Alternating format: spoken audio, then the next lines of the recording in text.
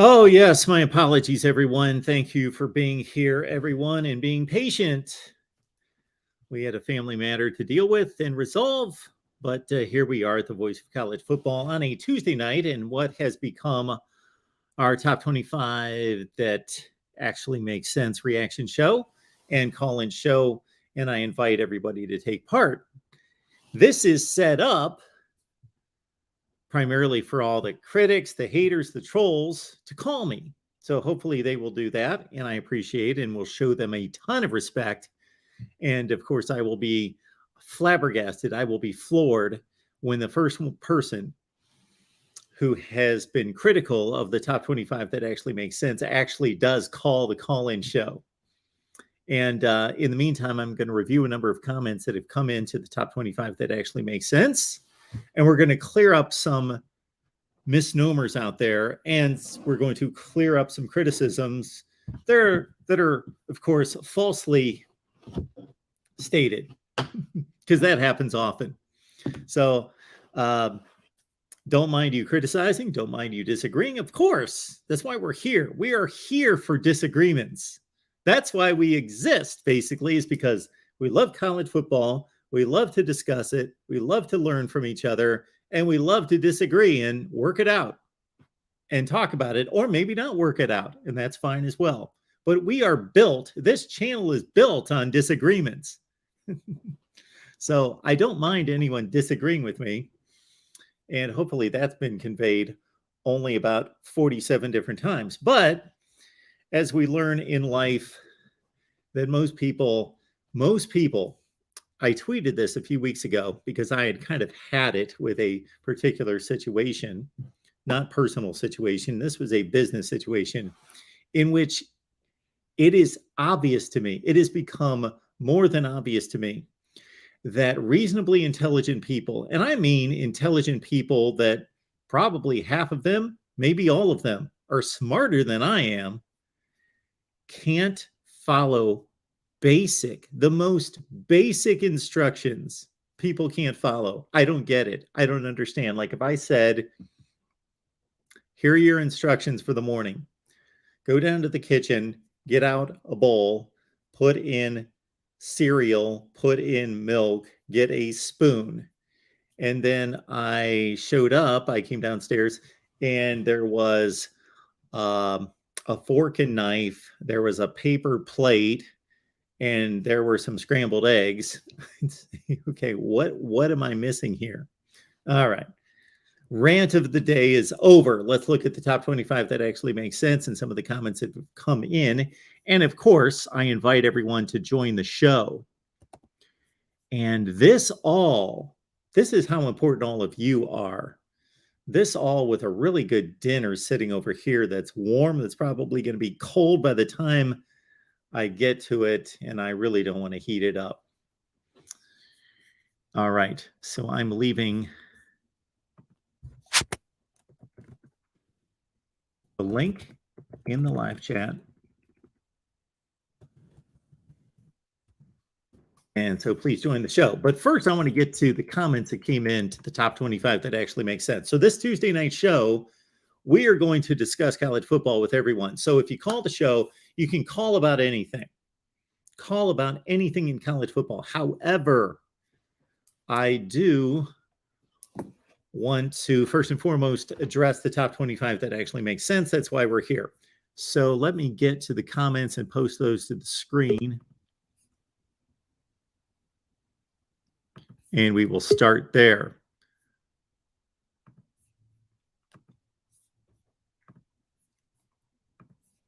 So hopefully all of you can see this. I know that it doesn't show up the best. So I'm not going to address every comment. So for those of you that write in all the time, and I got to admit, 90-some% of the people that write, I don't know who these people are, but we appreciate you being here, and I appreciate all the very fine comments that come in, and most of them are very complimentary. So we have probably been doing this. I should go back and see when we started the top 25 that actually makes sense, because what I did was I used to just tear the AP top 25 and the coaches poll to shreds. That's what I would do. is on a number of occasions throughout the season, I would just look at the AP and the coaches poll and look at how ridiculous they were, and I would tear them to shreds and produce videos, just rant and rave about it. Then I thought, you know what is going on here? I should be doing my own top 25. So we put that together, I'm guessing about 4 or 5 years ago. So I got to admit that this is catching on, and people are getting it at a much higher rate than ever before. So I appreciate that. And again, 90% of these people, I've never seen your comments before, so I appreciate you being here. So we've got, I'm not going to address the complimentary comments, even though I greatly appreciate them. Maybe I'll just kind of wrap those up real quick. We've got Andrew on the line who says, I love your top 25. That actually makes sense.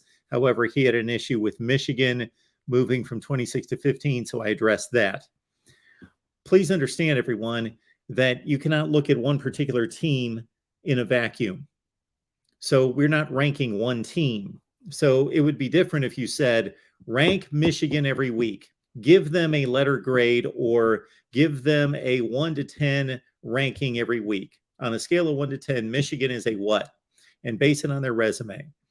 Therefore, they could go up and down, and basically they would go up when they won and they would go down when they lost, unless they lost to the best team in the country by a field goal, or they beat the worst team in the country by 3 points, just based on performance. So, but you cannot just say, okay, why did Michigan move up from 26 to 15 when their performance wasn't that good against Maryland?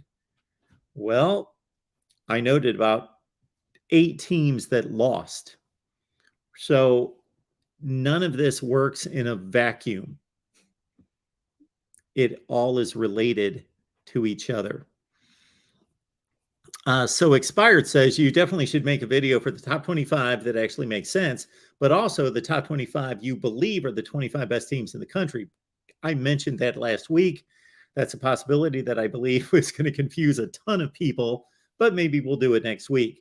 I do believe, and get this straight, everybody, that knocks me every week for having Alabama and Ohio State down in the rankings, that I believe that Georgia, Ohio State, and Alabama, in any order, are the 3 very best teams in the country, and nobody's that close until proven otherwise, until I see something different, which I did not see out of Oklahoma or Clemson last week, that's for sure, that those are by far the 3 best teams in the country.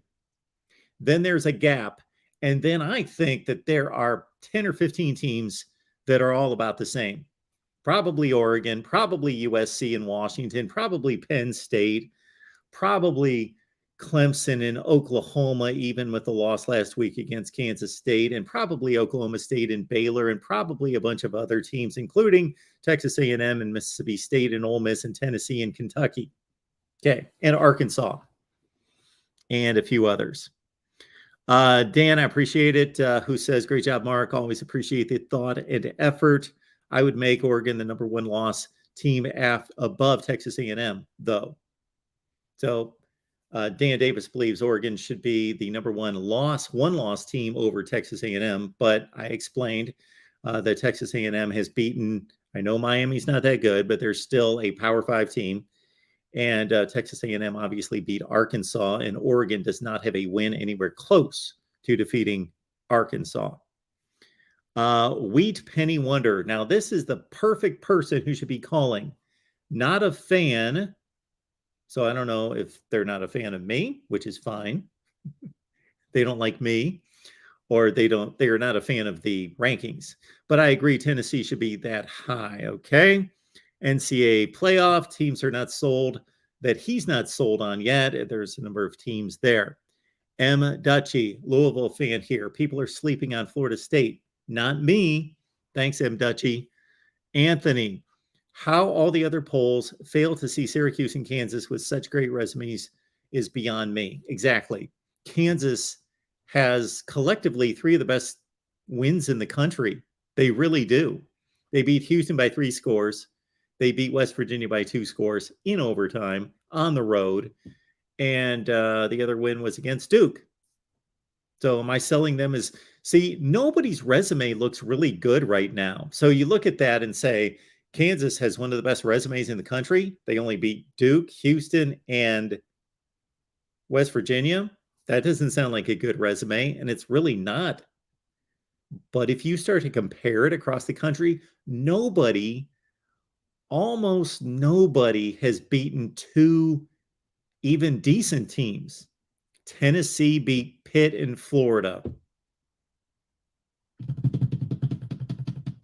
Arkansas beat Cincinnati and South Carolina. There are very few teams that have beaten just two decent teams. So nobody's got a great resume right now. If you've got one significant win like Georgia does, or maybe Ohio State's got two somewhat significant wins, that's a really good resume.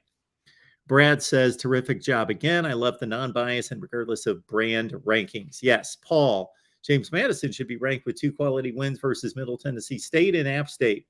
You know what, Paul? You've got a great point. So this is where I don't mind disagreement. And maybe this was just an oversight on my part. So, Paul, I hope you're listening. I will try to remember to go back and respond to your comment in the video, but I think that's a great point right there. Maybe James Madison should be ranked. I don't know what their other two wins are. I'm sure they're against crappy teams, but Middle Tennessee State and App State are two pretty significant wins at this point in the season. I got to tell you right now, based on that comment, and I hope everyone can see the comments here, that because I've got to look at a different tab, that I am rooting more for James Madison this week than probably any team in the country, because I want them to win again to be ranked in the top 25. That actually makes sense. So that might have been a slight oversight. I don't think so. I looked at everyone. I do due diligence on this. If nothing else, I can't be criticized for as much time as I put in it, which when you think about it, everybody else just goes by the previous top 25, and then they kind of drop. Oh, they lost. We'll drop them from 5 to 16, and they're done. If I did rankings like everybody else did, it would be a 10-minute process. It would not be difficult at all. But I'm measuring all those resumes. Mike B, as a Michigan fan, I totally agree. We dropped to 15 after this last game. I did not drop you myself. You actually improved after the Maryland win. So I understand that the Maryland win for Michigan was not an impressive win. They didn't blow them out. It was a one-score game. Maryland scored late to make it a one-score game, so it wasn't truly a one-score game, but Maryland made a lot of mistakes. Michigan did not look good. But Maryland was 3-0 with a win against SMU. Maryland was a quality win. Is it going to be a quality win in 3 or 4 weeks? I don't know. Q's 44. Q's 5th ranked. I'll take it. LOL. So this is probably a Q's fan that can't believe that somebody's ranking them at number 5 and probably doesn't understand that I don't believe in any such way that Syracuse is the 5th best team in the country. They're probably the 45th best team in the country. Rhino Hunter, love it. Zach, that's right. Put some respect on my Seminoles. It's respect for the resume. It is respect for the resume. Jeremy says, I like it as a Tech fan. Does make sense, though. However, I think Oklahoma State should be ahead of Tech. And that's a point there. Oklahoma State undefeated, but Texas Tech has played better teams, NC State and Texas. I get it, though. So I don't mind the disagreements, and I'm going to get to some comments that are pretty funny here. One's coming here soon. Drew says USC at 2. They beat Oregon State by a field goal and were +4 in the turnover battle. You are wild. Okay. I don't care what the turnover battle was. Okay. That's part of playing good football. They won the turnover battle. I get your point. Even though they won the turnover battle by 4, they only won by 3. And USC's close win against Oregon State is taken into account as not a dominant win. I get that. But look at the teams across the country. Who has beaten Oregon State? Rice even played Houston within a touchdown this past week. Rice, Oregon State, Fresno State, Stanford. Again, it doesn't sound like a good resume, but if you take it across the board, I'm crediting the Oregon State win heavily, of course, and USC has beaten 4, let's call them capable football teams, and few have done that. And that's a credit to USC's scheduling because they don't schedule any FCS teams or really bad group of 5 teams. Okay, here we go. Mike Luca, who I wish, I beg, I plead would call in because he criticizes every week, which, hey, if we can get this channel to 100,000 subscribers and we can get these videos to where people are watching them at 25 and 30,000 a clip every one, sometimes I get those views, but not often, then I don't care if everybody hates me. That's fine. Mike says, if you don't agree with me, you're dumb, end quote. First of all, don't quote me because that's not an accurate quote. I never stated that. Of course, I've never stated that. And spell my name right. I've never stated that. So you can't quote. So that's a complete lie. So please don't lie. You can be a moron. You can be an idiot, but don't lie. You know, people have some sense of grace or forgiveness for people that are morons that are honest. So at least be an honest moron. At least do that. So what was my response? Let's see. Unfair statement. Of course, it's not true. I say a zillion times that no rankings are flawless, including mine.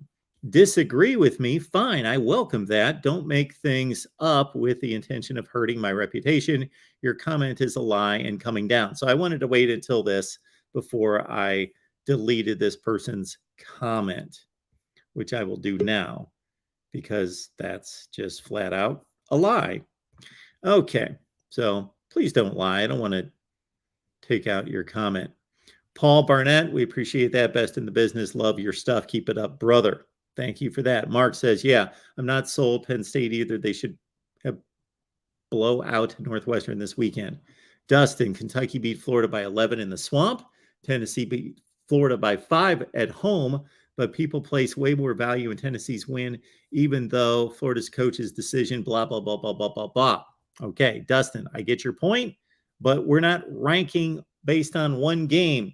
Yes, Kentucky had a more impressive win against Florida than Tennessee did. Although if you watched the Tennessee-Florida game as I did, it was not as close, nearly as close as the final score, number one. And Tennessee has also defeated Pitt on the road. Kentucky has no other win that's anywhere close to that, and they have struggled against Northern Illinois and Miami of Ohio. Okay, I'll get to your calls in just a second. I think that's about all we've got. That is decent. I appreciate all the support. Thank you so much for all of that. Chad says, I've got to defend my position on USC, which I did. I get to back it to as many people as possible.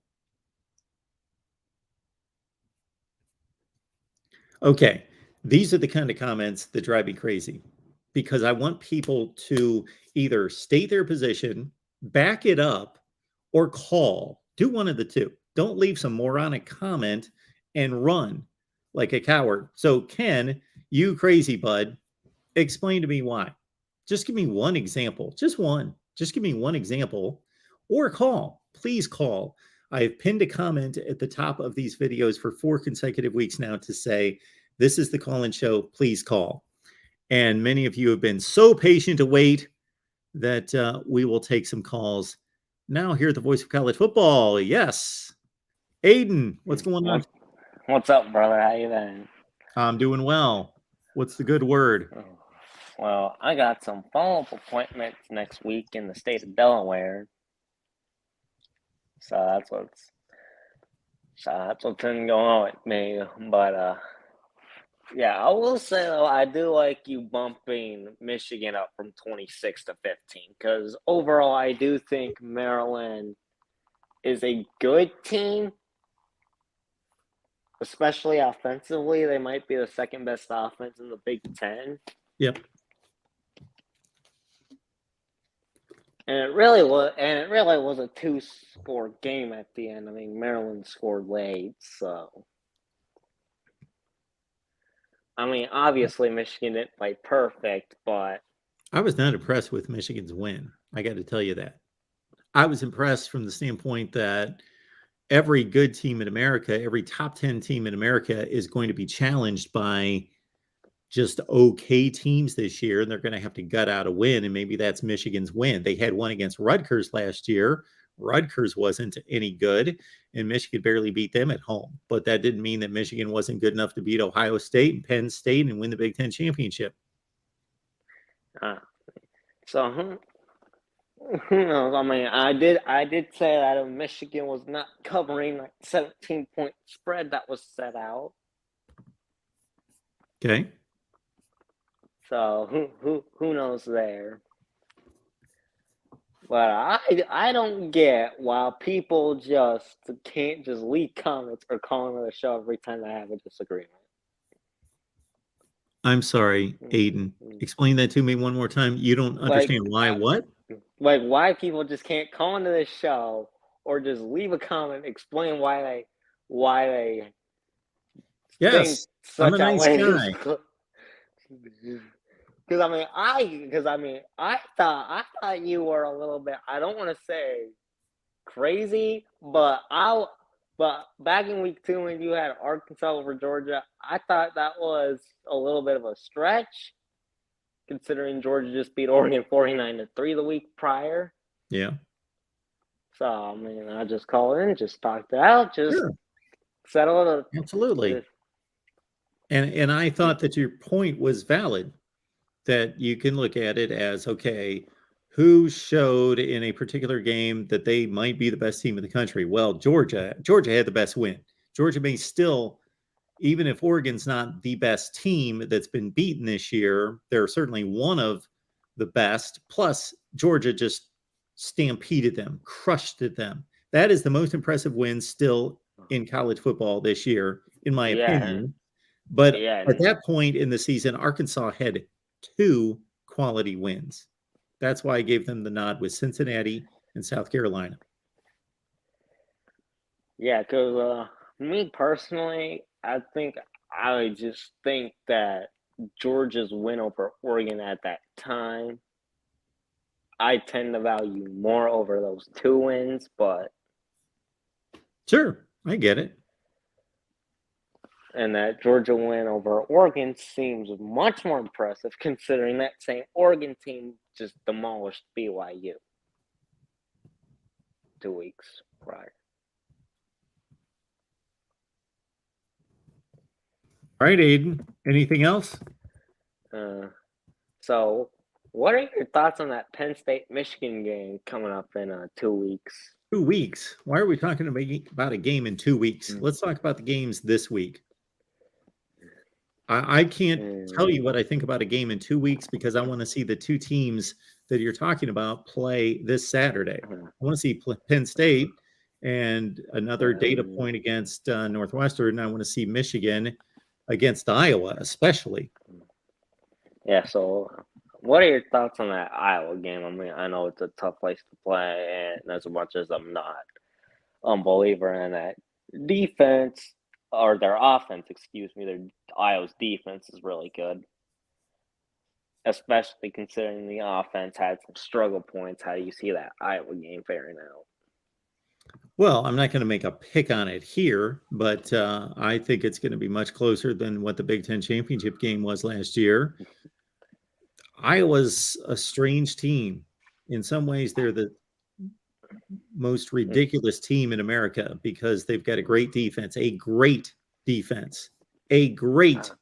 I underline that they are playing the best defense of anybody in America right now, including Georgia. Now, that doesn't mean they've got a better defense in Georgia. I know some people are going to run with that comment. I didn't say they had a better defense in Georgia. They are playing better than Georgia. They scored 14 points last week. Their defense. So they didn't just shut down Rutgers to nothing.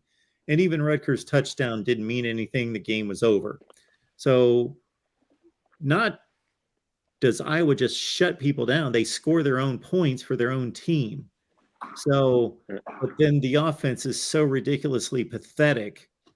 I don't know what my line of questioning or my comments would be at this point if I was in the Iowa media and I was showing up at Kirk Ferentz's news conference every week. I'd probably have been thrown out by now because I would be like, how do you possibly explain the moves that you have failed to make with this offense? You run a top 15 program. You play in the Big Ten. You fill your stadium every week. You have an elite defensive coordinator, maybe the best in the business, running an elite defense, elite special teams.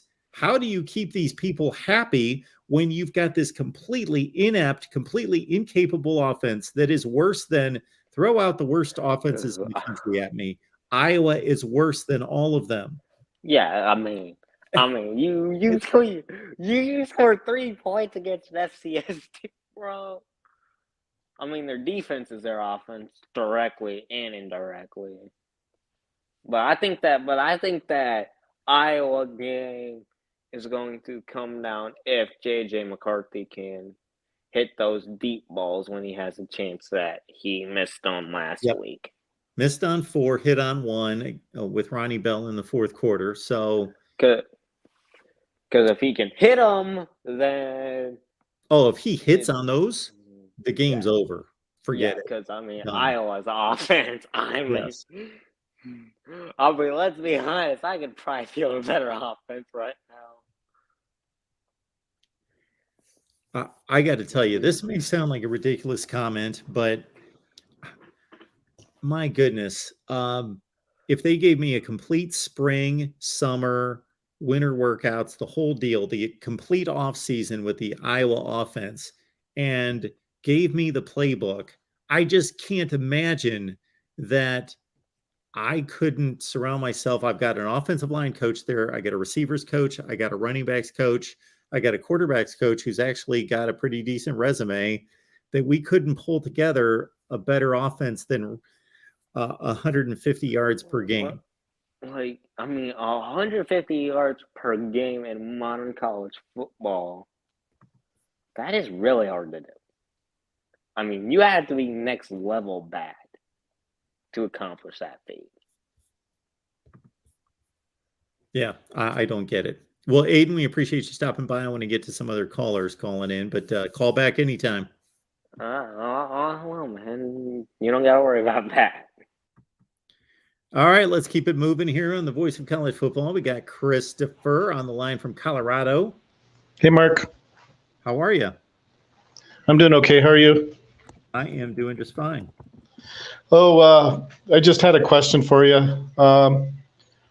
I think we already kind of covered kind of what you do, but do you use, is the way you assess a team, is it, I mean, I'm just, you don't have to tell me if you don't want. I know it's kind of private information and all that, but is it just not private at all?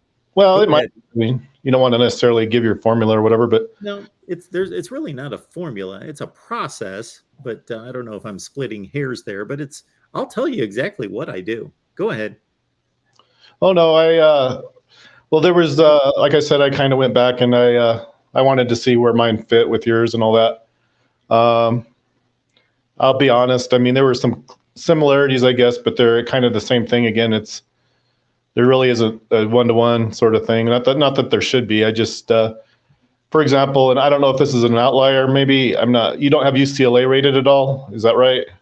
I don't. No. Okay. Well, it doesn't matter. I just, that's one example maybe. And then, I kind of noticed, was it, you say Arkansas rates real high. I have Arkansas kind of actually outside my top 40. And then I have Washington State actually outside my top 50.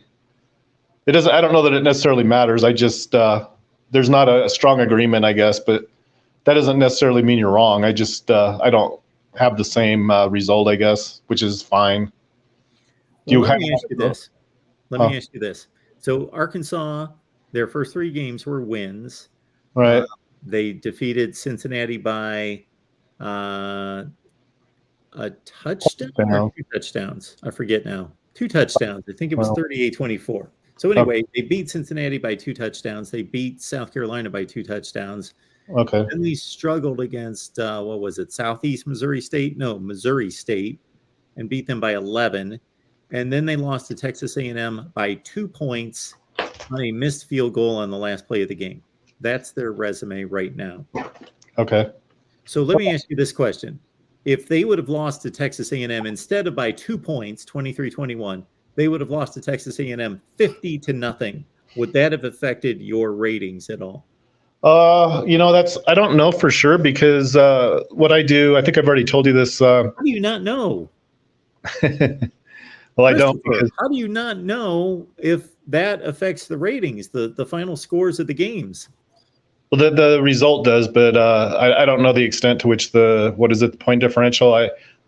It's not really something I include in it, but what I do is I take the rating straight from Sports Reference. So whether I have my guess would be that they probably use something like that. So it probably gets factored in there some way or another, but I wouldn't know how they do it though, because I don't. They have their own rating sort of thing that I kind of borrow, and then what I do is I take that rating and then I use it in a mathematical formula that I think is fair. And actually, I get Arkansas around 43rd or 44th, I think, according to that. I think they're around 44th place, 43rd, I guess. No, 42nd. I don't Sorry. really get that. Well, and then last time we talked, I said I had Purdue 120th. Well, actually, I'd done it wrong. They were actually 40th. I mean, I make mistakes all the time, but I just wanted to make a correction there because they were actually 40th instead of 120th. But That's very honest of you. So let me ask you this, Chris. Let's go back to Arkansas. Do you have it in front of you right now? yeah, Okay, where is Cincinnati ranked? I think they're 30th. Okay, South Carolina. I don't know for sure. I don't have the whole thing in front of me. I just have like 50. Do you have a guess for where South Carolina is? No. Okay. I mean, I can tell you generally where I think they might be, but I don't. I don't. It's on your. I posted it on your. Okay. I mean, it's All right. you can look at it. I guess compare it to your. And of course, Missouri State's in FCS, so you don't have them. Right. But, what about Texas A&M? I don't know for sure. They're not in the top 40. I don't see them anywhere. Oh wait, yeah, they are. They're number 34. Okay. So Arkansas beat a team that's number 30, and they lost on the last play of the game to a team that's number 34. Okay. They won their other two games, and they're number 44. 42. Do you understand? 42. I'm sorry. But you understand my skepticism. Well, no, I guess what I'm trying to explain, I'm not trying to push what I do on you. It's just that after I crunch the numbers, what I do is I make a lot of mistakes, unfortunately. I wish I didn't, but so I end up having to kind of go over it twice to find out where I messed up. But I don't think I messed up on this one. So it's just where they are. I don't know what to tell you other than that. I have them 42nd. They're behind Air Force even. Did you send that to the video? Is that where you commented?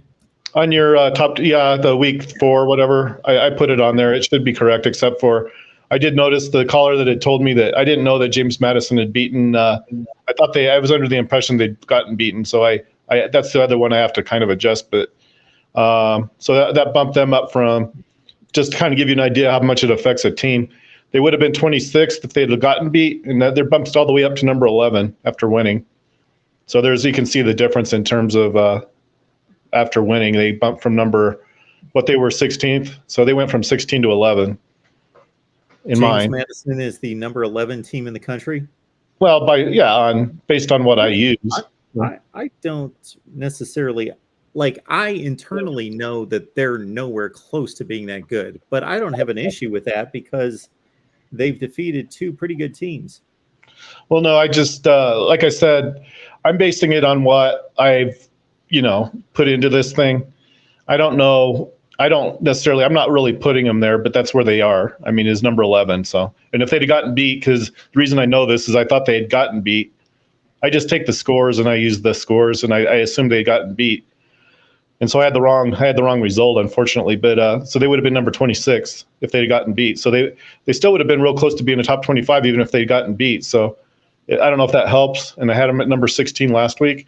So they went up from number 16 to number 11. They jumped about 5 places. Okay. And they would have, and so if they'd gotten beat, they would have lost about 5 places. So it sounds like kind of what I'm doing might be, at least if nothing else, it might be at least reasonable. Okay. Do you mind if I tell you sort of the teams that I have listed, and you can kind of, if you don't mind, and I won't waste your time. I know you're busy.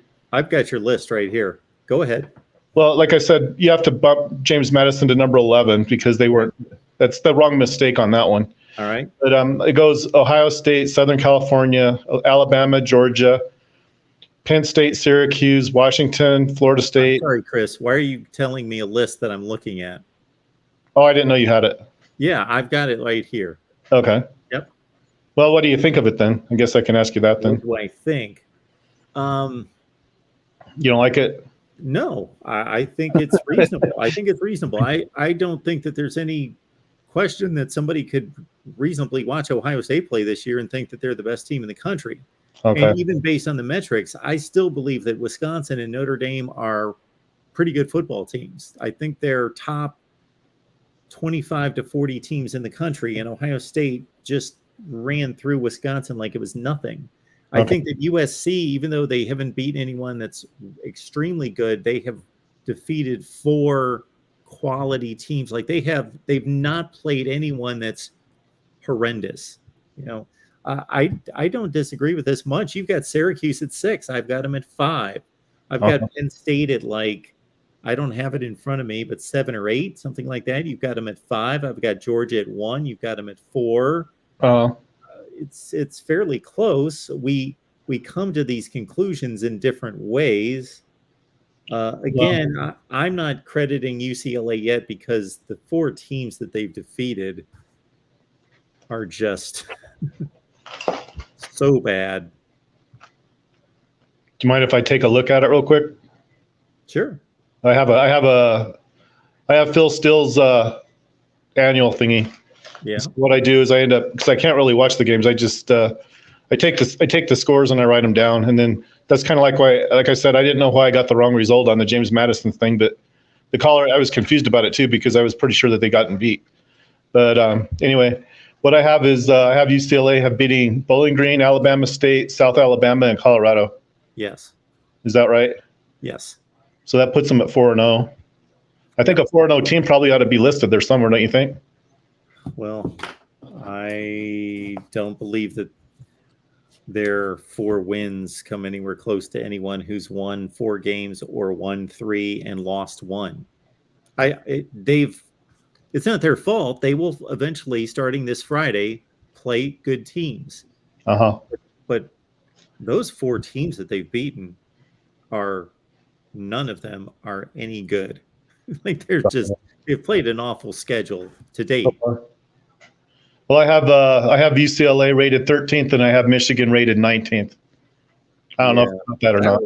That one's difficult for me to figure because even though Michigan's first 3 games are comparable to UCLA's first 3 in terms of opponents, sure, Michigan killed those 3 teams, like wiped them off the face of the earth, while UCLA, they beat South Alabama 32-31 on the last play of the game. Yeah, I know. And then on top of all that, Michigan has defeated a decent team in Maryland, and UCLA still has not defeated a decent team. You don't think? Well, I went to Colorado when I was an undergraduate, and I did. Chris, you're not holding up Colorado as a good team, are you? Or even a functional team? Sure. They're terrible. Well, right now they're not any good, but you can tell by where I have them rated, they're not very good. But I just mean as a generally, they're not too bad. Well, in 2001 they were really good, and in 2016 they were good, but we're talking about right now. And then the other question I might have just before you go, of course, you can see where I have USC rated. I'm a little curious why you don't have them rated any higher than you do. I have them rated exactly where you do. Number 2? Yep. Oh, I didn't know that. Yep. Oh, okay. So we actually agree on that then? Yep.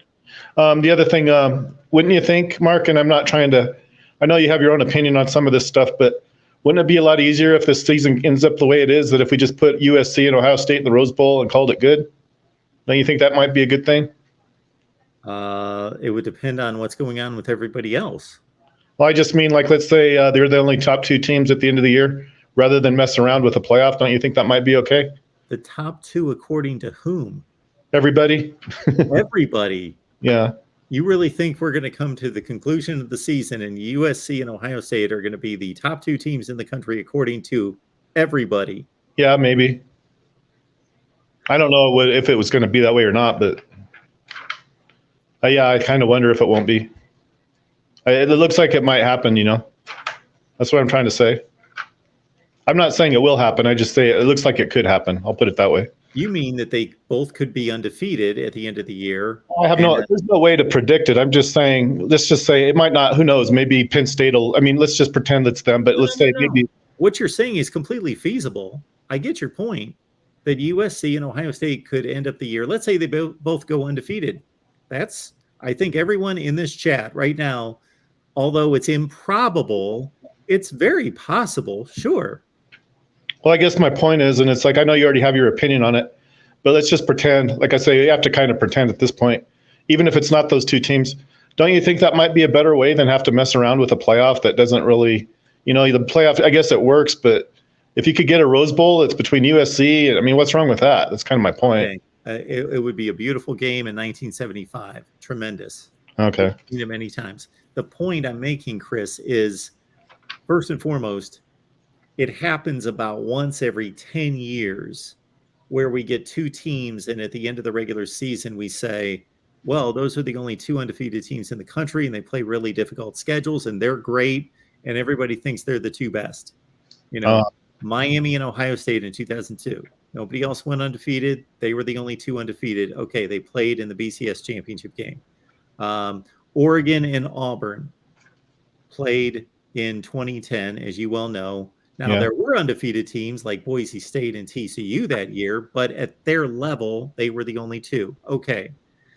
But that rarely happens. Yeah, I know it's not that common. I understand that. But, I guess my point is, let's just pretend, like I said, there's really no way to know in advance, but let's just pretend that we know that at the end of the year, it's going to be a Pac-10 and a Big 12. I'm sorry, Pac-10 and a Big 10. Pac-12 and a Big 10. I'll get it right eventually. Pac-12 and a Big 10 team, and I'm not saying it will be. It might not. In fact, there's a good chance even that it won't be because of some of the other conferences. But let's just pretend that it is, which it probably won't be. But I just don't understand why we have to mess around with a playoff if it's down to two, I guess. I mean, I don't expect you to really agree with me, but that's kind of where I think about why we kind of maybe should just leave things alone. I don't mind a playoff. It seems to work okay, but I don't think it really does a whole lot of good personally, but maybe I'm wrong about it. I don't know. That's just my opinion, Mark. I'm not trying to push it on you. I don't really think a playoff's really that important personally. I believe that people want the best teams in the country to play to determine the best team. Well, I'm not trying to take it away. Oh, there's one more thing, if you don't mind, Mark. Yep. I mean, we've had this discussion before, and it's going to sound like I'm pushing something on you again. You know how we had kind of a disagreement, and it's people don't like talking about it. I don't really blame them either. It's kind of old. It's old news, first of all. But in 1984, just as it turned out, whether it was by design or not, if they'd had a tournament, and this is really like stretching it out, I agree, but if they had a tournament, who the most likely teams that might have been in the championship game would have been that season if they could have had a tournament that extended into 1985? It would have been Brigham Young and Michigan, because Michigan had started out 5-0.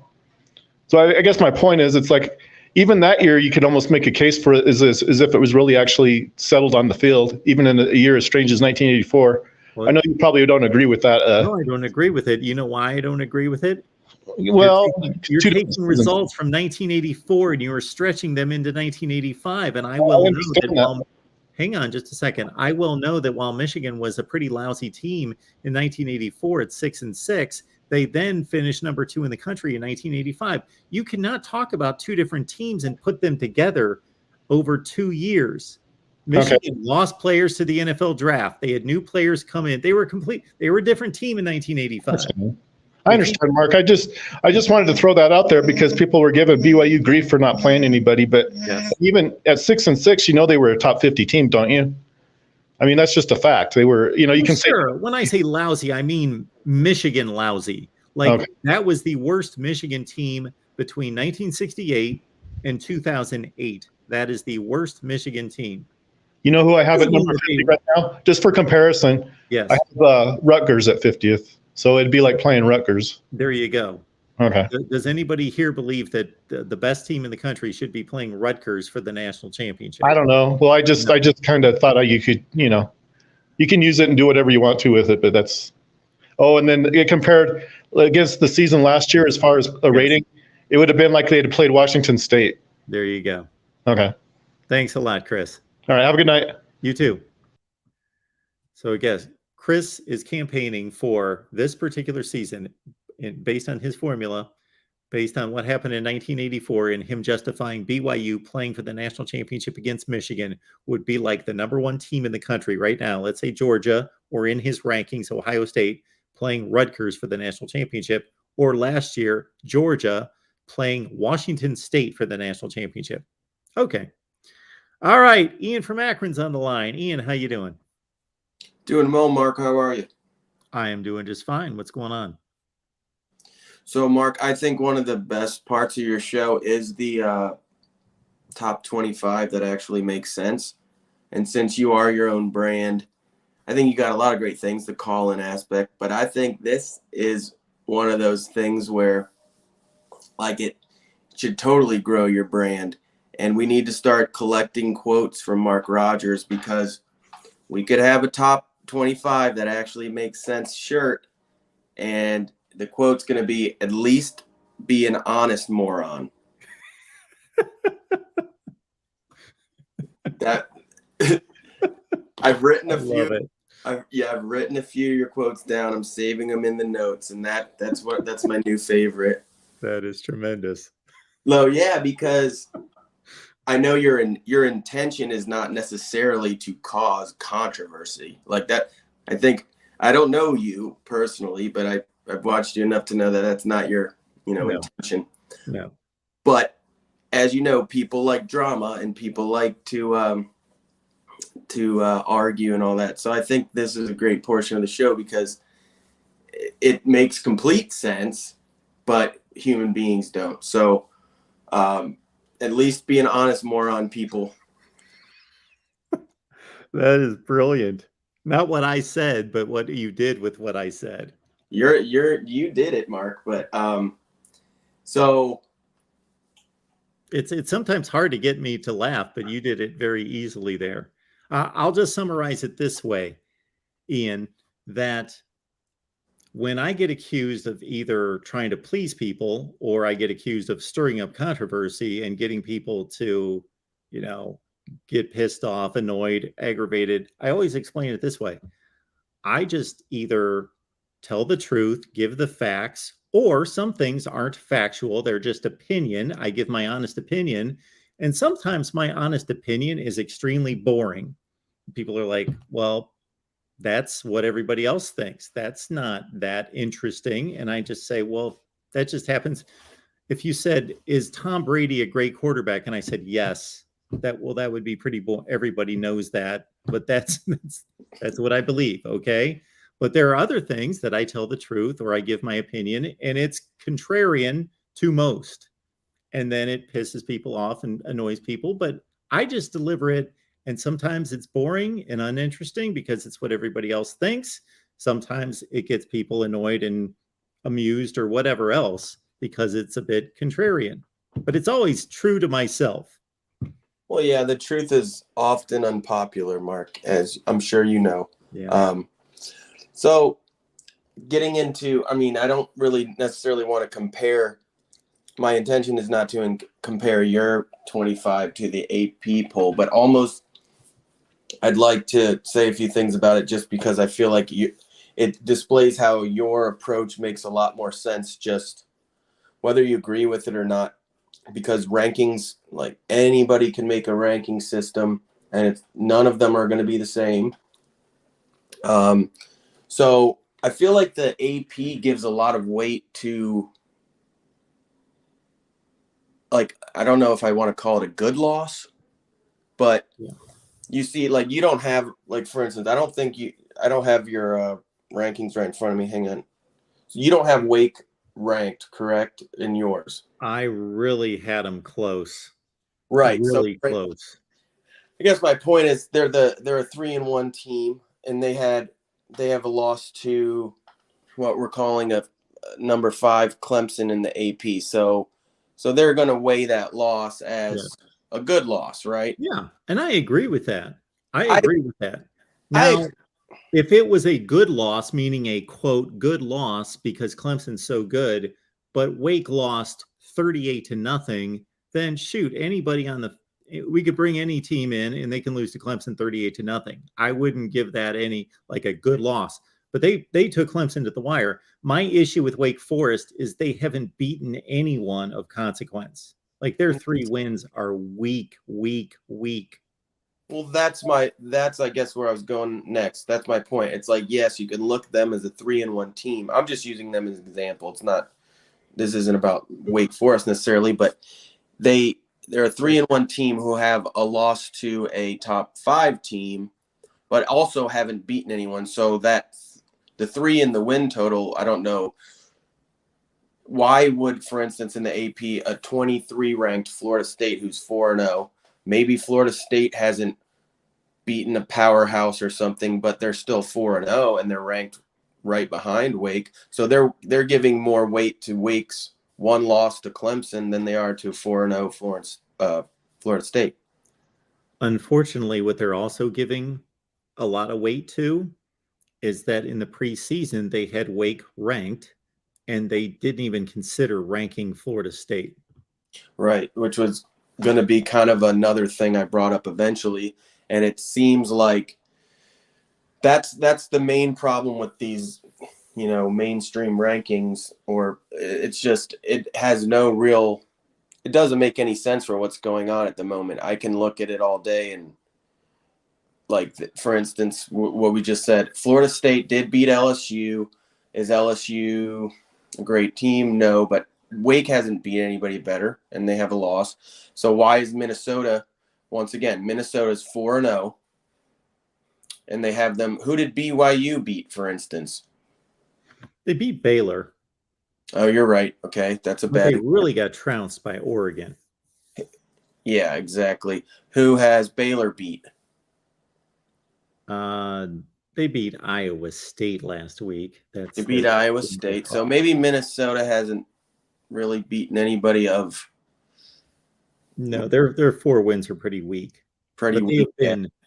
See, the other thing I weigh in all this is, as you well know, it's the wins and the losses. Then it's okay. How good are the opponents? And for Minnesota, it's not very good. But they've killed everyone.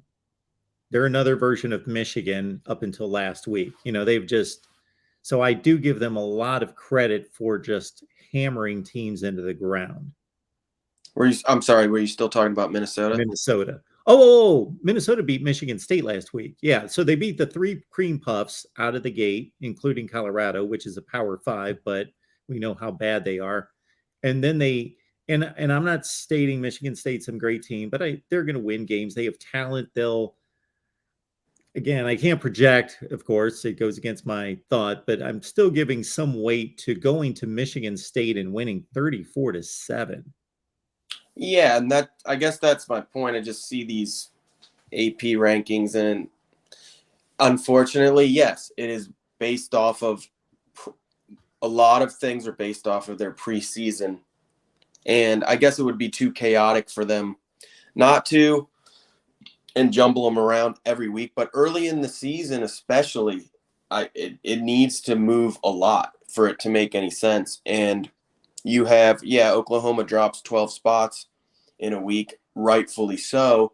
But some of these teams just are sitting in places where it doesn't really make sense for me. And certain teams, for AP, for instance, like resume based could be in there somewhere. So I guess it just sheds more light on how your process is nice to look at. Because, for instance, you said earlier in the video before you took any callers, you said there's not a whole lot of teams that have a really great resume right now, correct? Like, it's hard to find one that just stands out. Yeah. But I guess one of my questions is, you still have, and I'm not trying to be a homer, but you still have Ohio State at 6, for instance. So you said not a lot of great resumes, but then also acknowledged, Well, Ohio State does have a couple pretty good wins. I Mhm. mean, the Notre Dame win is not as good as we thought. Obviously, they're not a number 5 team, and we're not playing the when they were ranked when we beat them kind of thing. Like, doesn't make sense for a resume. I'm But not. no, yeah, well, I'm not either. So they're not 5 anymore. But I would still, I guess my next question is, if Ohio State's 6, like, did USC really beat anybody much better than Ohio State beat? Well, I think that USC they've got the Oregon State game. I think they've played a more balanced schedule across the board. Yeah, for instance, they didn't play an Arkansas State or a Toledo back to back. Yeah. Now Rice doesn't sound too impressive, but they're just coming off a 1-score loss against Houston. They're not a horrible team. And again, the dominance factor works in both directions. So Ohio State's pretty much been dominant across the board, except for in the Notre Dame game to a certain extent, where USC has been extremely dominant in 3 games, and then they had a close one this past week. But in my eyes, right now, that's the best win on the board between those 2 teams is Oregon State on the road. Yeah, and you're probably giving a little more weight to the fact that it was in Corvallis as well. And that may change in 5 or 6 weeks from now. If Oregon State loses a game or 2 and Wisconsin gets better and Notre Dame gets better, Notre Dame showed us something this past week, put up 45 points, won at North Carolina. So I did take that into consideration that, okay, Ohio State's win's a little bit better this week. Right. I guess it gets really, like, I don't want to ask you a million questions about why you pick every little thing you do, but I could sit there and be like, did Syracuse have better wins than Ohio State? I don't want to do that to you, but I know because it's really hard. They've got a stronger. They haven't been nearly as dominant. It's not even close. Syracuse is squeaking by. I would never argue the dominance factor, but look at the AP right now. Syracuse is 30th, and they've beaten Louisville by 24 points. They beat Purdue. They beat Virginia. It's difficult to find 3 wins that good. Well, yeah, like you can't give a team credit no matter how good they are. You can't give a team credit if they haven't played the opponents. If they haven't played the worthy opponents of another team, in a sense, you know. So we did mention Minnesota and Michigan State. One question I'm sure it came to my mind last year and this year, especially since we thought Michigan State was going to take a step back, and they seem to have. Now, if Mel Tucker is coached at the highest levels as a defensive backs coach and as also a defensive coordinator, I know he's a head coach now. It's a little different, but he came in 2020, so really he's only had he's had a couple of his own classes come in at this point. Yeah. So, yeah, I don't want to totally try to take away the fact that, like, okay, like he's still pretty new, but you coached defensive backs at Georgia and Alabama and in the NFL. And you also live in the era of the transfer portal and have overhauled your roster when you came in there. And it's not like you just picked a bunch of guys up off the street. So why and how do you have one of the worst secondaries in the country last year and not looking great this year? Mm-hmm. That just blows my mind, because I like Mel Tucker. I think he's, and they wanted to lock him down before the contracts got even higher and higher, because most people are going to ask the question, why are you going to pay that guy that amount of money after such a short amount of time of being there after one good season? Well, probably because they know that bigger contracts are coming, but that just blows my mind. Do you have any idea, like, how that even makes sense? Well, what doesn't make sense is that that they had an entire off season to address a weakness, and they were they were incapable of addressing it at all. Yeah, it'd be one thing if you're Ryan Day, you've never coached cornerbacks, you're just an offensive mind guy, and you say, "Oh, Ryan, you only really had 6 cornerback scholarships, players on the team, and now 3 of them got injured."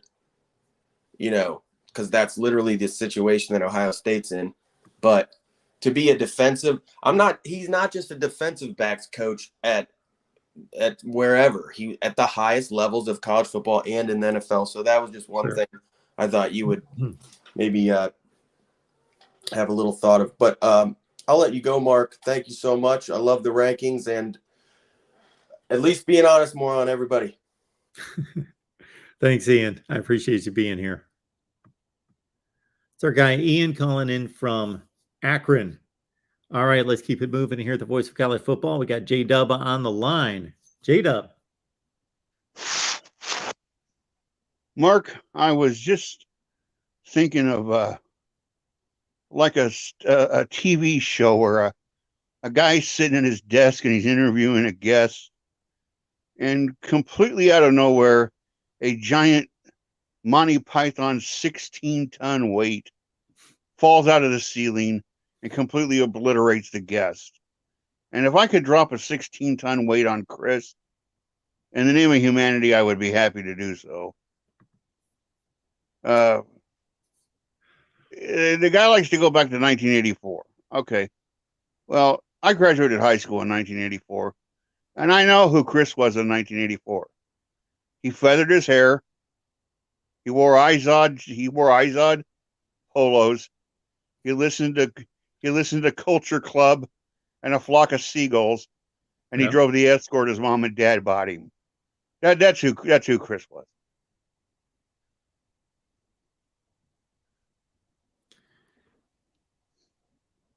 Well, J-Dub, 1984. My goodness, 1984. I can think about what I was listening to, how I was dressing, and all those things. I can't relate to what you just threw out there because maybe the feathered hair to a certain extent, because I think nobody could really get away from that. The one thing that I did different from everyone else when it came to hairstyle was everybody was, the mullets were coming into fashion a little bit later than that. But everyone parted, all the guys, all my friends parted their hair down the middle. And Yes. I always parted my hair on the side, and I never changed.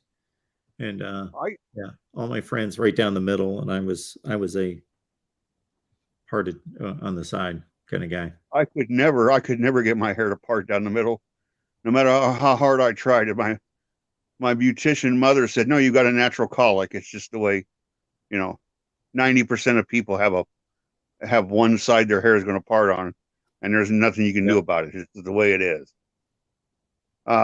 I was going through the FBI's APP files and wondering where Tyler Van Dyke disappeared to. He's apparently gone into the witness protection program along with Graham Mertz. I certainly didn't see that coming, but I did like the comment that was in the comment section. I'm sorry, I can't give credit to you. I can't remember who it was, but they suggested maybe the government should move Middle Tennessee's practices to Tampa because apparently they know how to stop hurricanes. That is beautiful. Yeah, I wish I could give credit. I don't remember whoever it was. Congratulations! I thought that was one of the comments of the night. I will be sidelined, Mark, for the sadly for the noon game. I can't say. I say noon because that's what everybody refers to it. It's actually an 11 o'clock start in Iowa City. So I'll be there for Michigan, Iowa. I'm curious to see if it will be as loud as the Penn State game last year, because there was a time when Penn State had the ball at about maybe the Iowa 6 or 8 yard line, and we were right in the end zone. And I was standing next to a guy who was shooting for the Pittsburgh Post-Gazette, and we were having to raise our voice to speak to each other, standing a foot away from each other. There's no way the guys on the field could hear each other. There's no way. So if they get that kind of an atmosphere, if Iowa can keep it ugly and make Michigan play ugly football, then Iowa can win that game. I think But that's they the only can way do they're it. going to be able to do it. If it turns into a football game, Iowa will lose. I agree. I see a path for Iowa. I've seen it at Kinnick Stadium, but they at least had functional offenses before. Right. And but we have seen two things that I saw at JJ McCarthy that I didn't necessarily think were great attributes. Last week would be number one, that okay, from an arm strength standpoint, you would rather have your quarterback missing your wide receivers on deep passes, overthrowing them, because then you're thinking, okay, well, at least the guy can overthrow anybody. So, as opposed to, oh, we've got a quarterback that can't reach, by the time he takes a 7-step drop and he launches it, he can't throw it far enough. Our receivers are too fast for him, and you can't fix that. That's what it is. So you can fix that. However, if he doesn't fix it, there is something to, and we've both seen it, and we see it every week, that a quarterback who throws it deep, at least giving his receiver the chance, because they typically can come back to the football and outfight and out jump, because they know they have the ball skills, number one, plus they know that the ball's coming. Right. It's not a 50-50 ball. It's more like a 70-30 ball. At least if you give the wide receiver. But if he never gives these guys a chance, like none of them had a chance to catch the ball. So that's got to get corrected. And number two, if he gets a little too gimmicky, a little bit too cutesy in the pocket. Now, when he takes off and runs, that's another thing. Take off and make guys miss in the secondary, use your speed and all that business. Great. But when he's in the pocket, he hangs on to the ball too long and dances around. And that Iowa team is trained to strip sack and knock the ball loose. And I can see that happening. My concern for JJ is, and it kind of goes with the arm that can't outthrow his runners. Iowa's defense, their interceptions, if you look at where their interceptions come, they feast on picking off the deep outcuts, the between the numbers and the sidelines. Yeah. And that's the ball you've got to put some mustard on it. You've got to hum that one out there, or the secondary guy is going to step in front of it. And Iowa lives on picking those passes and the short shoulder throws outside the numbers. And that's where, if I'm looking for Iowa to do something to foul Michigan up, I would look for it to happen there. Also, I think Iowa has a weapon that isn't really getting a lot of discussion. He's at 39 tackles right now. I think 12 of them are for loss. And that's a middle linebacker, Jack Campbell, who is he might be a day one draft pick. He could cause some problems if they keep him around to spy in the middle and not let JJ run when everybody turns their back, and then nobody's looking because they're in man, and he takes off. You've got to have a spy, or he's going to run for 20 yards before anybody knows he's even left a pocket. So, I expect Michigan to win. I think if Michigan wins, they'll win by a comfortable margin. I think if Iowa wins, it'll be a close game, because Iowa wants you to play their game. They want if you look at the history of the program, Iowa's got like 20 national championships in wrestling. If it turns into a wrestling match, Iowa beats you. If it turns into a football game, you beat them. And so that's how I think it plays out. I'm just hoping I get a good game. The weather will be perfect.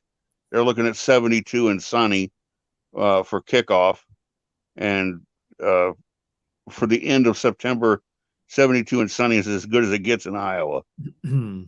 Absolutely. Well, I won't take up much time. I know there's a lot of people that want to call in. I think we've got some great games this week, even better games next week. I'm going to go out on the line and say you talked about you talked about Bama has not played great on the road, and I agree. Used to be the best Saban teams were more deadly on the road than they were at BDS. One of these games last year was Ole Miss and Mississippi State, where they just destroyed them both on the road. There's going to be a game this year where Bama goes on the road and just goes crazy on somebody. I don't know that it's going to be Arkansas, but at some point they're going to thump the noggin of somebody last year. And if Bryce puts up anywhere near the numbers he put up last year, it's going to happen Saturday. He had 550 some odd yards and 5 touchdowns last year. If he comes anywhere close to that, they'll be eating hog. I am with you, J-Dub. Hey, thanks for the call, Mark. Everybody, thumbs up, Amazon link. You know the routine. Thanks, J-Dub. Appreciate it, man. All right, let's keep it working here at the Voice of College Football. I want to remind everyone to join our Discord on Patreon. So what you get on Patreon are my weekly picks of about 20 or 25 games, straight up and against the spread. You get the picks from about, I think the number is 19 of some of your favorite media guests here at the Voice of College Football, Steve Days, Corey Brada, The Wholesome One, and others. Then you also get exclusive content from me when requested. And then our Discord, which has become the star of the Patreon offer, clearly has become the star of the Patreon offer, thanks to people like One Scoop John and Tim and Tony and Will and Jordan Bowman and Exploring with Ben, of course. And I don't want to miss anybody else, Eric and others, because we get about 90 on the line on Discord. So the larger that grows, think of it. When we had like 13 people, well, the discussion's not going to be the best, right? Because maybe he wants to talk about USC and he wants to talk about Ohio State and he wants to talk about 1984. But then you get more people in there, you get more discussion, you can find the conversations that you want to have. Plus, these guys do after hours, after show parties in StreamYard. So again, $5 a month, join on patreon.com, sign up, MarkRogersTV on Patreon, search the link, and I will send you the link right there. All right, we got Dave on the line. Dave, how you doing tonight?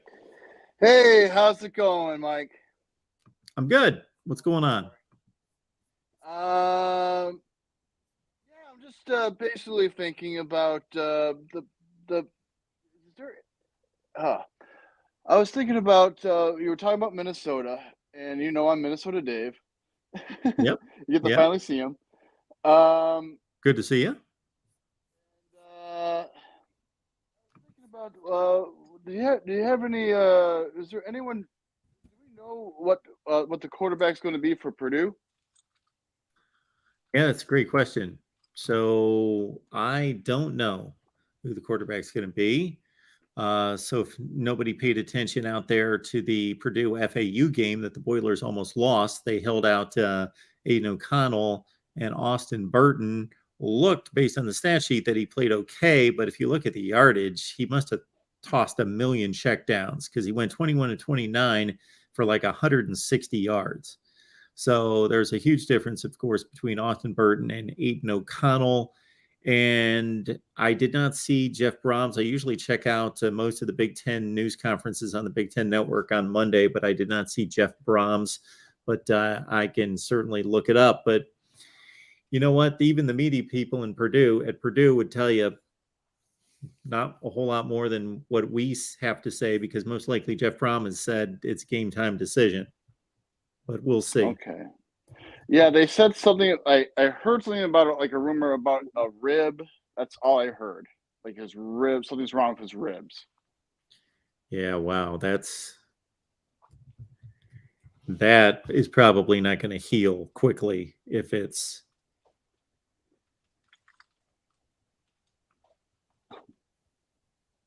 So according to one of these Purdue outlets, basically he says we'll see later this week.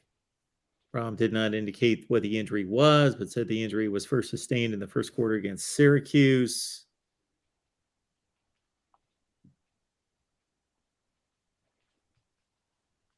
Yeah, they're just not going to say. And I will say this: don't sleep on Illinois.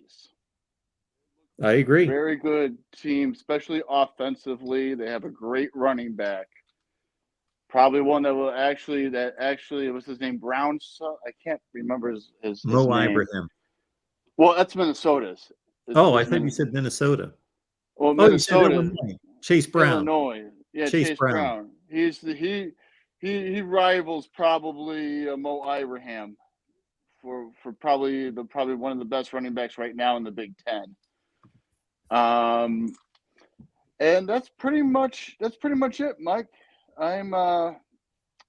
I have to get going back to work. So I'll talk to you later. Bye-bye. Sounds good, man. Thanks for calling.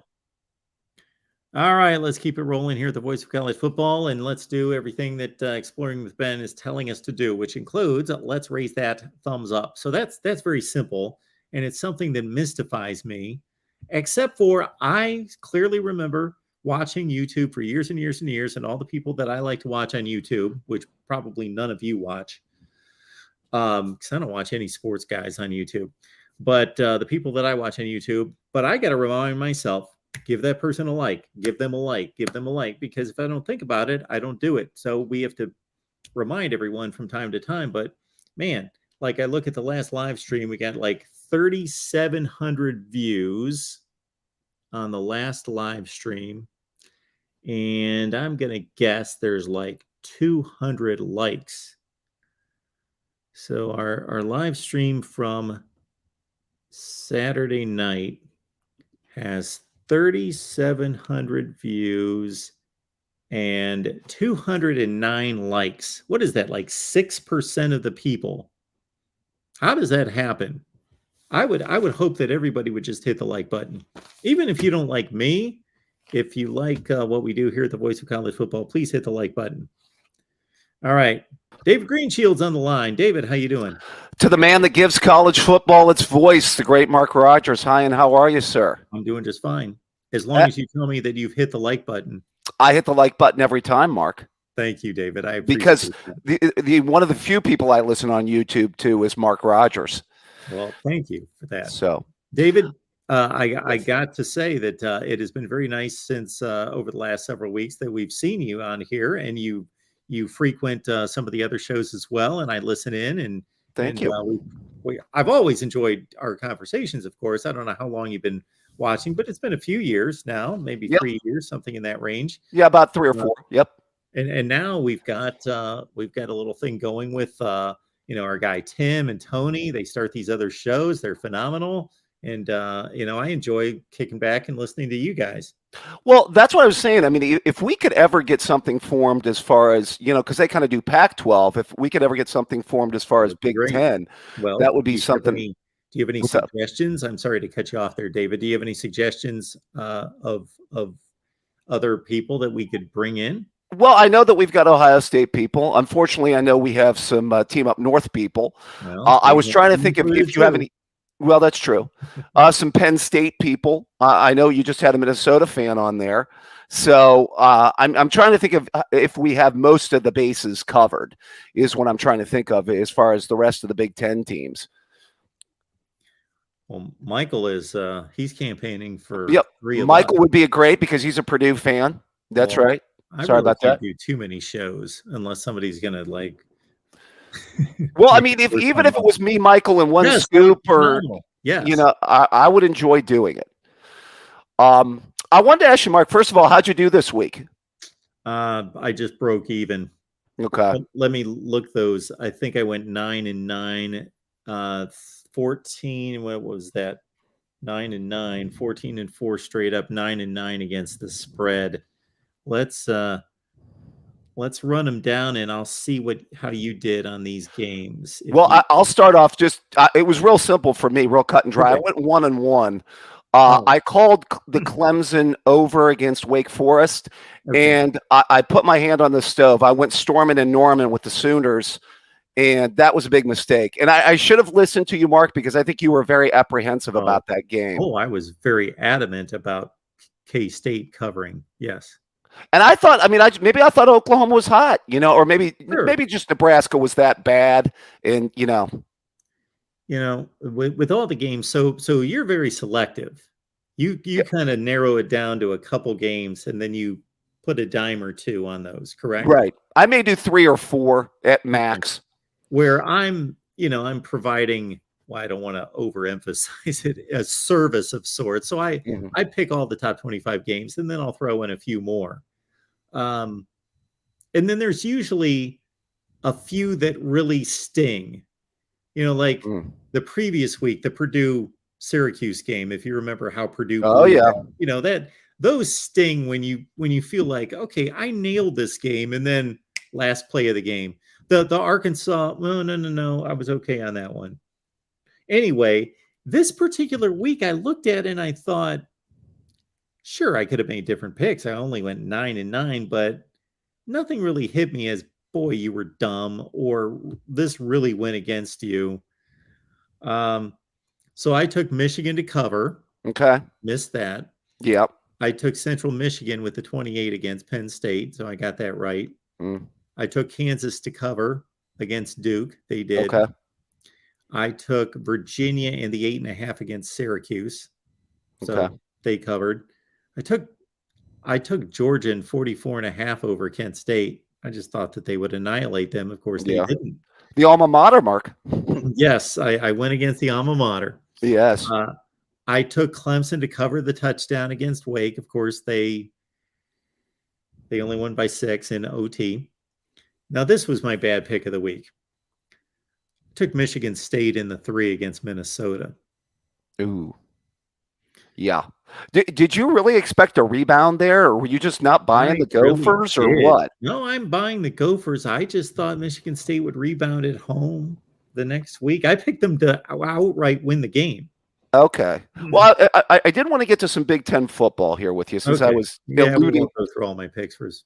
Alluding to the Big Ten, if I may. Absolutely. First of all, I heard John Dace's podcast, and just a few observations in watching them this weekend. First of all, I mean, I thought McCarthy did have a few overthrows.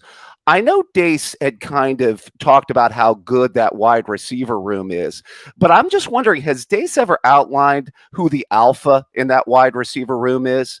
I mean, who's the big playmaker? Who's the guy that can take short pass, turn it into long, get deep on the defense? Is it Bell? Is it that Wilson? Is it somebody else? Because, I mean, you tell me. Okay, based on my observations, Ronnie Bell's the alpha in terms of experience, personality, leader. He's that guy. Okay. But he's not the top end NFL guy. Not that he's not going to play in the NFL, but he's not the top guy that we would anticipate. If they all reach their potential, Ronnie Bell's not the guy. Like, do they have a guy on the level of, let's say, a Peoples Jones or a Nico Collins from a couple of years ago? Talent-wise. I believe that Cornelius Johnson is the fastest of the wide receivers. Okay. And Roman Wilson, I'm not going to try to tout myself as an expert on the Michigan wide receiver room, but like you, I know all the names and I know who they are, and I've seen them play 10 or 12 or 14 times. But that's pretty much what I've got. I can't really separate those other guys. Andrel Anthony was the guy that popped last year against Michigan State and then kind of disappeared, and we didn't see him the rest of the season. Well, I don't know if Dace, and if any of our Team Up North fans want to say who the alpha is in that room, who's the big playmaker in that room, I'd be happy to hear it. I know Wilson made a couple of plays in that game, when McCarthy was able to hit the deep shots there in the fourth quarter. I think he had both the big catches, if I'm not mistaken, right, Mark? Yes. Okay. So, I mean, he made a couple plays. I will say that, McCarthy did, have some struggles, and, hopefully for their sake, he gets better. I will say this week, I still think Iowa doesn't win this game unless they get turnovers. I don't see a path. So we're going to address your question with some Michigan fans who are chiming in here. But first, I want to recognize the super chat because I want to post their comments to the screen. So Mike, I got to admit, I am very critical of you being so critical on my top 25. Mike lashes out of my top 25, and I address some of his comments. And Mike's here to say Minnesota is the best team in the country. So Mike, I appreciate the super chat. And it would be tremendous if you would call me sometime because you make some statements that are way off base on the top 25, but that's for another matter. Okay. Looking at the Michigan wide receiver room. So Mike is telling us that Cornelius Johnson has the most potential, but he has not lived up to it. He's also saying that Andrew Anthony has some speed to him. Somebody came out and made a comment concerning, okay, we got blank name. Roman Wilson showed up on Michigan's radar because he won a fastest man competition at a camp and ran a 4.3. So I got Roman Wilson and Cornelius Johnson apparently mixed up. That Roman Wilson is the guy with all the speed. Okay. And maybe we'll see more production out of those guys as McCarthy continues to get better. And that, obviously this week against that Iowa defense, that's going to be that's what I'll be watching is how does their offense and how does McCarthy in particular in that passing game look against that Iowa defense? I will say on the defensive side of the ball, what you talked about with Dace, Dace made a good point. Their secondary impressed me. I didn't think that they would contain Demas and Jarrett the way they did, and they did a really good job of bottling those guys up. The one linebacker and the one defensive tackle, is it Smith that's the defensive tackle? Mozzie Smith? Yeah. Yes. He looked pretty solid, and then help me on the linebacker. You talking about Junior Colson? You talking about that had the good game on Saturday? I thought maybe it was Colson. Colson's a star. He's going to be. And I thought the one corner Turner did look pretty good from what I saw. It isn't bad. But I would say this, just in matching up with the Buckeyes, and I'm going to get to Ohio State here in just a second. I don't see it. I mean, these two defensive ends, them missing these two defensive ends, you can still clearly see it. And now Dace has got this belief they're going to be able to scheme up all these blitzes and generate all these sacks. And he alludes to that when you talk to him on his podcast. And he mentioned that earlier in the year. We'll have to see. But I want to get to Ohio State. I will say this. The biggest difference I see between the Buckeyes from an offensive perspective from this year and last year, it's not even close, is the offensive line's a lot better. Yeah. They last year they played those 4 tackles and it wasn't a good idea. It didn't help us in the running game, and our running game is light years ahead of where it was a year ago with Williams and Henderson. True. Yeah. So that's why I think we would also match up better with them this year than last year. Is our line's better, and we don't have those 2 defensive ends to block that we did a year ago. Now maybe they'll develop a guy at the edge, but I don't see them developing 2 guys on the edge that were on the level of what they had a year ago. I'm not going to make too much of 1 or 2 matchups because we know how that works. Certain teams match up better than other teams and so forth. But do we really believe that Michigan would slaughter Wisconsin the way Ohio State did Saturday night, number one, even in the big house at a night game? I just don't in any way see it. And I don't think this is any kind of vintage Wisconsin team. I don't think that the defense is quite agreed. But still, this is an 8-4 team that's going to challenge for the Western Division. I'll be surprised if they're not a main competitor for that division title. And I just, that you, of course, watched every play just like I did. That team was just, they were dazed and confused and completely whipped defensively. That never happens to them. Well, what you're seeing is a few things. Number one, you're seeing C.J. Stroud in the second year of a Ryan Day offense, which I think is huge. You're seeing still a great wide receiver room without JSN. And I love the fact, bottom line, they're starting to incorporate the tight end. And I think that's big, too. I mean, I did not see this coming from Stover. But I agree with you. This is not a vintage Wisconsin defense, so I don't put as much stock into it as maybe some other Buckeye fans do either.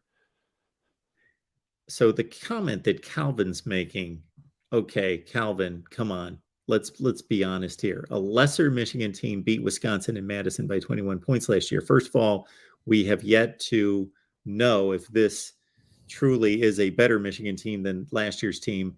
That Wisconsin game last year was extremely competitive until the fourth quarter. Yeah, this Ohio State game was over the first quarter. It was just like a butter through, a knife through butter. There's no comparison between those two games. Then the other one, just again to make a comparison, do we really think that Maryland's going to come to Columbus and play that competitive of a game? Maybe they will. We'll see. Well, I still think that. Well, this is why I was asking the question about the Michigan receivers, because I know some people rank the Michigan receivers ahead of the Maryland receivers, and Jarrett and Demas are NFL guys, so I mean we'll have to see it, and like I said, maybe they'll prove more once McCarthy develops. Well, I'll say this, though. I do think that going forward that I'm real encouraged because I don't see really any holes in this Buckeye offense. I do think the defense is a lot better than it was a year ago. I'm finally seeing good linebacker play, which I haven't seen for forever at Ohio State. Tommy Eichenberg is looking really good. Yes. And the safety play is really good. Now, the only real concern, although, you know what I found interesting, is they were down corners, but the corners that came in actually played maybe slightly better than the corners they had in there before.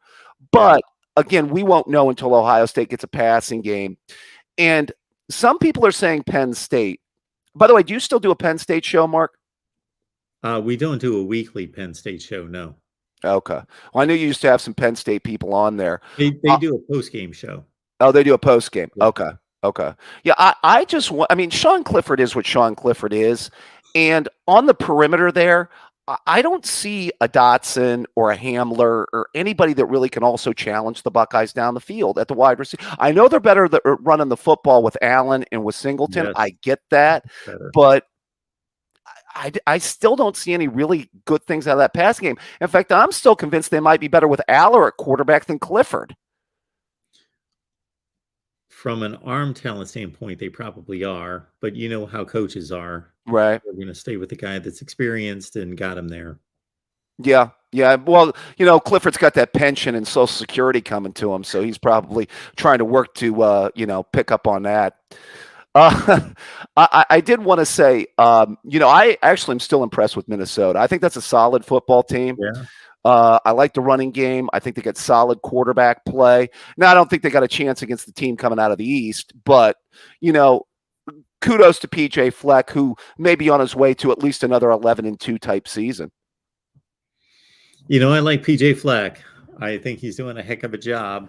And yes, it's a solid football team. And they've really built an identity there.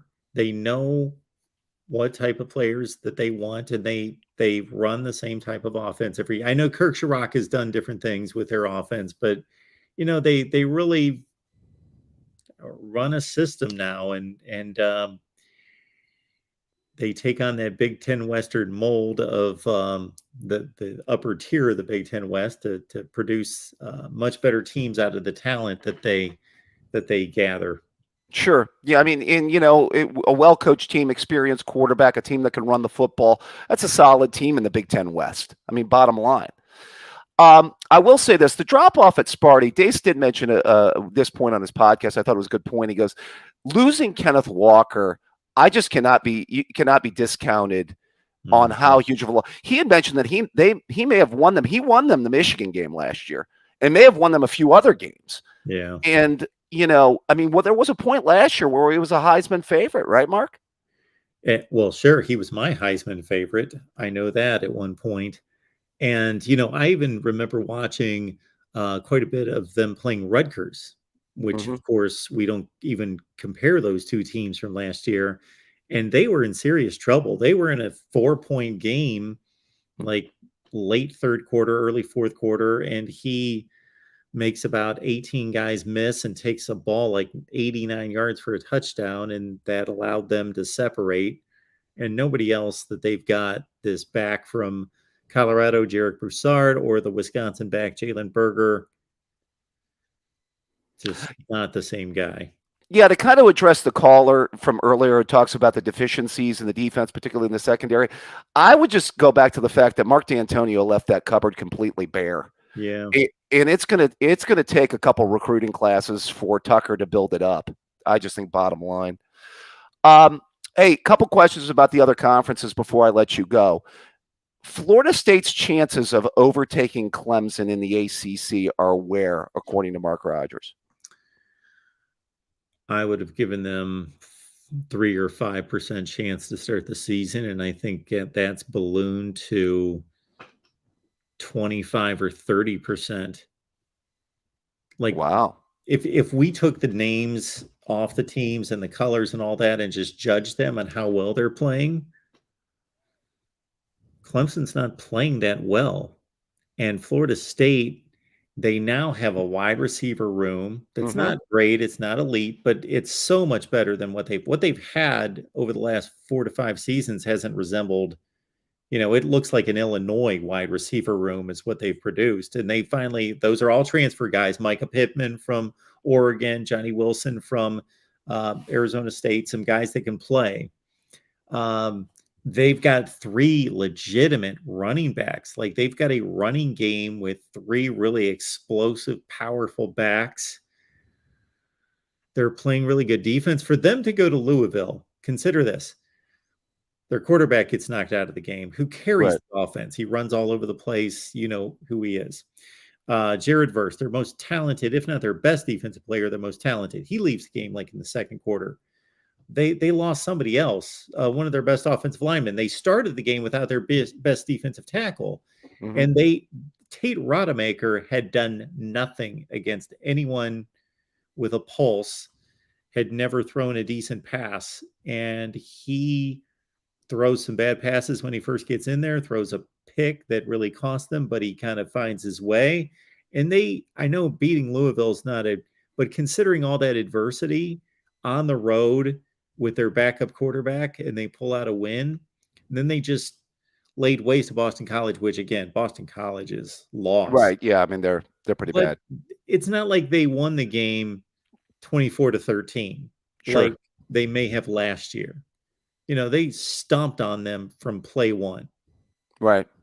Yeah. I mean, maybe Ungalele, that was a turn the corner kind of game for him against Wake Forest. I'm not surprised that game was close at all. I think Wake Forest's got some talent, by the way. Yeah, they do. Quarterback and the receivers look good. So, I mean, they cost them in that game. All right, last conference for you, Mark. Last question. How do you see the Big 12 shaking out?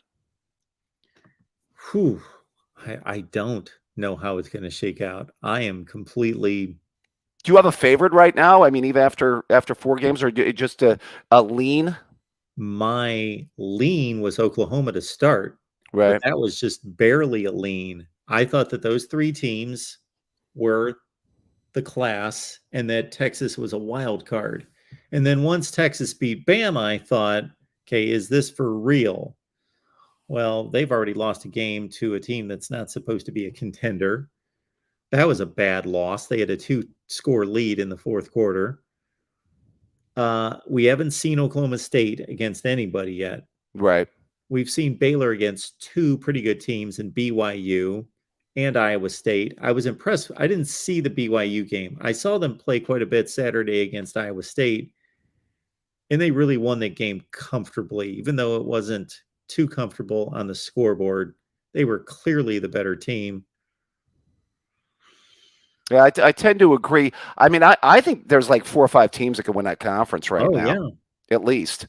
Yeah. I think it's wide open. But, though, I mean, wouldn't you call it a down conference, down year for them as well, too? I mean, or do you just think this is parity? At the top it is. Yeah, okay. I totally agree with you. I think there are a lot of really good teams, like top 25 to 30 teams in the country, but nobody they're down from a top end standpoint. Yeah, that's anybody coming out of that conference challenging anyone in another conference. I don't see a playoff team in that conference. That's for sure. No, I don't right now either. Right. All right. So we're back with Buckeye show tomorrow, and then the Pac-12 show on Thursday, right, Mark? Yeah, we got the Buckeyes, we got the Sooners, the wonderful Wolverines show that we've got at 5:00. We got we'll ignore that. Miami. All right, as always, good stuff, Mark. You take care of yourself, my friend. Thanks, David. I appreciate it. Always. All right, let's take our last call of the night. We got Michael Hogue, some more Big Ten talk, I assume, here from Michael. How are you? Good, Mark, and yourself? I am doing just fine. What's going on? Not much. Hey, I just got a question for you. Yeah, I know Minnesota's playing some good football right now, but in the past and stuff like that, aren't they usually due around this time of the year to have a couple bad games in a row? Are they due? You got to explain that to me, Michael. Usually, meaning it's happened in the past, right? Yes. Okay. And I'm not saying it could happen. I mean, if Akron, for Purdue to basically have a chance to win Saturday against Minnesota, Akron has played, but it's been controversial the last few years and stuff like that with Purdue and Minnesota. Hopefully, it'll be another good game Saturday. My thing is, I'm trying to figure out if you're Jeff Brom, what do you try to do? Who do you try to neutralize, Tanner Morgan or Abraham? In your opinion? Oh, I stopped the run. Absolutely, I stopped the run. Tanner Morgan is a decent quarterback who had an exceptional year 2 years ago, and sure, he's reunited with the offensive coordinator Kirk Shiraka, who led him to that 30 touchdown, 6 interception year. But he also doesn't have Rashad Bateman and Tyler Johnson and those guys from that team, and he's also lost his best receiver in Chris Autman-Bell for the season. Yeah, what happened to him? I don't want to say for sure because I don't remember, but he's out. Okay. He's done for the season. Okay, that's a good loss for him. And you know, PJ Fleck's going to talk a good game at the podium and say, we've got people to replace him. We're fine. We're good. And maybe they do, but he is their best. There was a reason he was the number one receiver by far. So you don't want Mo Ibrahim and the Minnesota running game going for 260 yards and you can't get the ball, especially if you've got Aiden O'Connell and you want the football. You don't want 12 play 75-yard drives all day. No, you stop the run. If they burn you for a touchdown, if you're Purdue and you're at full strength and you've got Aiden O'Connell, you would rather have them score on 2 plays because they burned somebody than score on 12 13 plays for 6.5 minutes and you don't get Aiden O'Connell on the field for all that time. And another thing, hopefully King Roo comes back this year. But I will ask you this: so, how impressive? I mean, yeah, Purdue has had a close to 100-yard rusher, except for the Roo against the Penn State game. But do you think they've done a lot better in the running game so far? Purdue. Not from what I've seen. I saw the Penn State game. I saw most of the Syracuse game. Because I'm not really recalling them running the ball much at all. They ran it for them. They ran it okay against Penn State. Against Syracuse, maybe I didn't see much of the first half. I started watching and I got really involved when it started to get good, mid third quarter, and O'Connell was just airing the ball out. They weren't even trying to run at that point. That's what I'm trying to figure out and stuff like that. And as far as Jay is in for Jackson Smith, but any idea when he'll be back? Because I do like watching him. I'm a Purdue fan. We've got our Ohio State show on Wednesday at 11 a.m. Eastern time, and we will talk to our Ohio State guys about that. They will have more information than I will. Yeah, another thing. So, even though it was a close game, Michigan and Maryland, do you think they exploited Maryland some? You are cutting out all over the place. What about Maryland? Do you think Michigan exploited them some? Did they what themselves? Exploit them. Did Michigan exploit them? Exploit Maryland? Yes. In what way? I'm not understanding your question. Well, I know. Did they obviously, expose Maryland? Can Maryland be exposed? Or Maryland probably is a better defense than they've had in 10 or 15 years at this point, and I'm not selling it as great. So did Michigan expose them? No, I think the question going into the game was Maryland going to expose Michigan? Okay. I was just wondering, with Corum having 240, I think it was 240 yards rushing? Yeah, that's not great. That's for sure. But you kind of have to look at that to a certain extent. When a great rushing game is built on some really long runs, well, if it's an explosive back like Blake Corum, if you're already, let's say, at the opponent's 20-yard line and he breaks free for a touchdown run where nobody's going to catch him, it's a wide open hole, well executed play. Well, that could have been a touchdown run from 80 yards or 20 yards. And that's pretty much what I saw out of that game. Not that I'm defending the Maryland rush defense, but I think he made some plays. I don't think their rushing defense is that awful. Yeah, I was just wondering stuff like that. I can't see much of the game. I just want to get your take about it. All right, Mark, thanks for your time. And I actually agree with your top 25 this week. Thank you, Michael. I appreciate it. Say that. All right. So yeah, we couldn't hear Michael too well. All right, big Wednesday here at the Voice of College Football. So keep this in mind, everyone, even including One Scoop John, because you're not going to like the opener to our day on the Voice of College Football. But 11 a.m. Eastern Time is Ohio State Live. Then we've got Oklahoma Live at 12:30.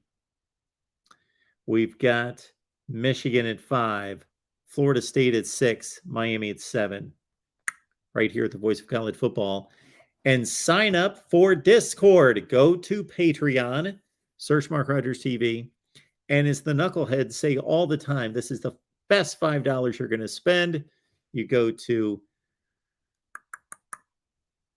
Patreon, search MarkRogersTV, and I will get you the link.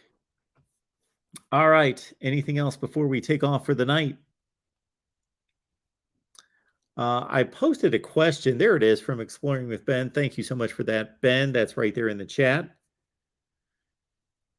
I asked a question the other day because we've seen some of the best players in college football get picked off. You know, Jackson Smith and Jigba, the Utah tight end. Forget some other ones come to mind.